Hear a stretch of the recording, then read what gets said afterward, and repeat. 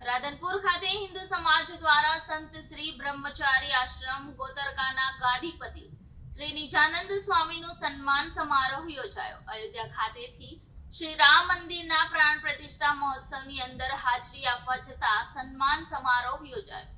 પાટણ જિલ્લાના રાધનપુર ખાતે આવેલ રેડક્રોસ ભવન ખાતે સંત શ્રી નિજાનંદ સ્વામીને અયોધ્યા ખાતે બનેલ ભવ્ય રામ મંદિરના પ્રાણ પ્રતિષ્ઠાના આમંત્રણ મળતા અયોધ્યા ખાતે પ્રતિષ્ઠામાં હાજરી આપવા જતા સંત શ્રી ગોતરકા ગાદીપતિ પૂજ્ય શ્રી નિજાનંદ સ્વામીનું રાધનપુર સાંતલપુર સમી તાલુકાના લોકો દ્વારા ભવ્ય સ્વાગત કરવામાં આવ્યું।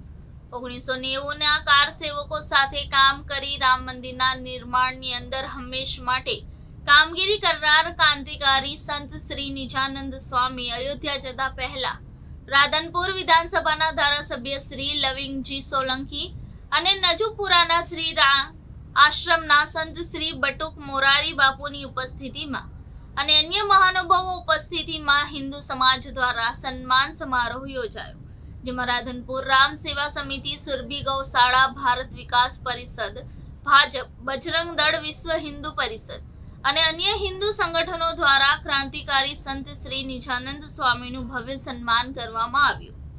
ભાગ્યશાળી છું, મારો જન્મારો સાર્થક થયો છે। વર્ષોના વાણા પ્રમાયા સંતની સદીઓ ભગવાન રામની જન્મભૂમિ 22મી જાન્યુઆરી રામલલ્લા વિરાજમાન પ્રતિષ્ઠાના પર્વો, રામોત્સવના પર્વો મને ત્યાં આમંત્રણ મળ્યું છે। અવધની ભૂમિ હજાર રહી શકે છે, હું તમામ સંસ્થાઓનો આભાર માનું છું। આખો સાક્ષી બનવાનો મને અવસર મળ્યો છે। હમણાં શેરીઓમાં ગલીઓમાં રામલલ્લા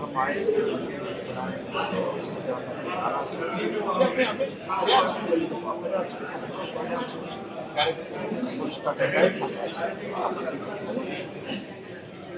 એના પછી એમ લાગ્યું તો ક્યારે થશે, ક્યારે થશે, પણ માનવીય નરેન્દ્ર મોદીનું આગમન અને મોદીની ગાદી પર માનવીય નરેન્દ્ર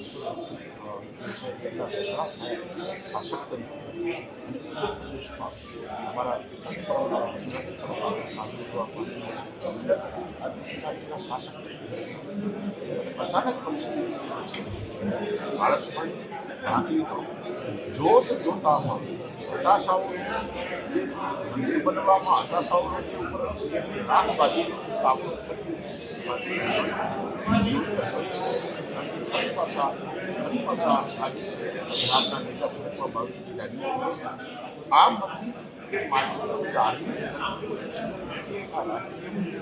ધાર્મિક ચેતનાનો મંદિર છે। આખા ભારતના તમામ ધર્મોનો સંયુક્ત રીતે ગૌરવ કરી શકાય એવું એ સંયુક્ત રાષ્ટ્રીય ગૌરવ મંદિર છે।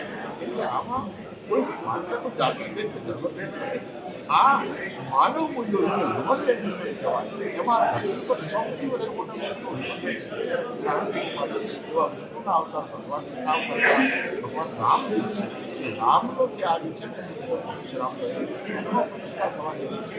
આ પ્રતિષ્ઠા મૂર્તિની પ્રતિષ્ઠા નથી, આ પ્રતિષ્ઠા માનવ મૂલ્યોની પ્રતિષ્ઠા છે, હ્યુમન વેલ્યુશન પ્રતિષ્ઠા છે। આખા જગત ઉપર બહુ સાર્થક એની આપણે પ્રતિષ્ઠામાં જવાનો ભાગશાળી પ્રભુ શ્રી રામને જણાવવાનું